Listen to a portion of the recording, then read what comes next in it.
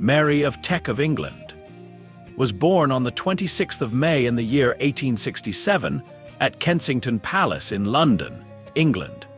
What kind of life awaited this little girl born inside royal walls, but with little fortune of her own? How would her quiet strength and sense of duty transform her from an ordinary princess into one of Britain's most respected queens? And what challenges would shape her journey to the throne? Mary was the daughter of Francis, Duke of Teck, a German nobleman who lived modestly, and Princess Mary Adelaide of Cambridge, a granddaughter of King George III. Despite their royal blood, her family faced financial struggles, often traveling across Europe to economize. Raised in a loving yet disciplined home, young Mary developed the patience, dignity, and compassion that would later define her reign. As Mary grew older, her grace and intelligence drew the admiration of many, including Queen Victoria herself.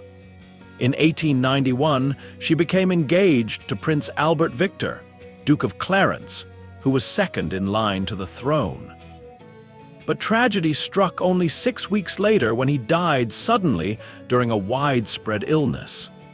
The loss was devastating, yet Mary's composure and strength impressed both the royal family and the public. A year later, she became engaged to Albert Victor's brother, Prince George, Duke of York.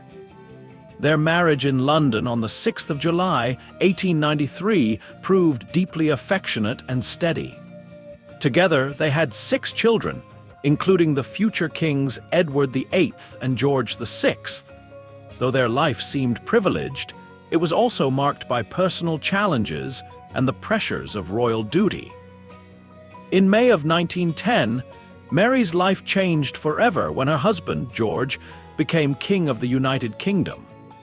She was crowned alongside him in June of 1911 at Westminster Abbey, marking the start of her long and steady reign as Queen Consort. With calm strength, she supported her husband through years of political turmoil and social change.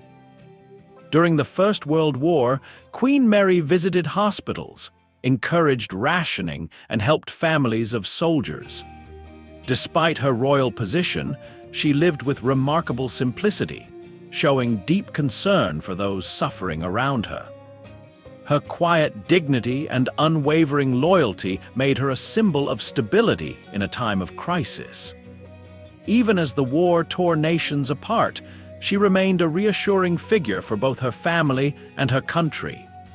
When King George passed away in January of 1936, Mary became the Queen Mother as her eldest son, Edward, took the throne.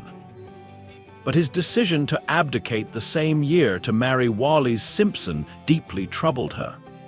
Though heartbroken, she remained devoted to the monarchy and stood firmly by her second son, George, who became King George VI.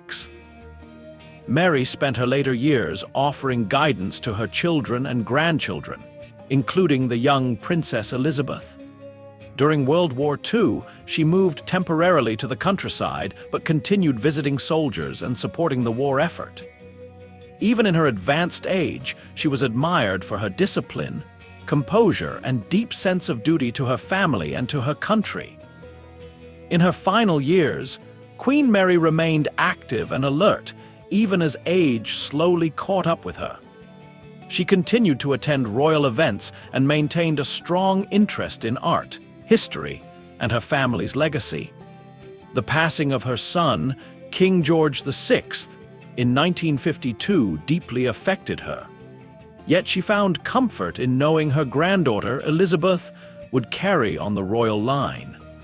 On the 24th of March in 1953, Queen Mary passed away peacefully at Marlborough House in London, just 10 weeks before Elizabeth's coronation. She was laid to rest beside her husband in St. George's Chapel at Windsor Castle. Her life of grace, duty, and devotion left a lasting mark on British history. Thanks for watching.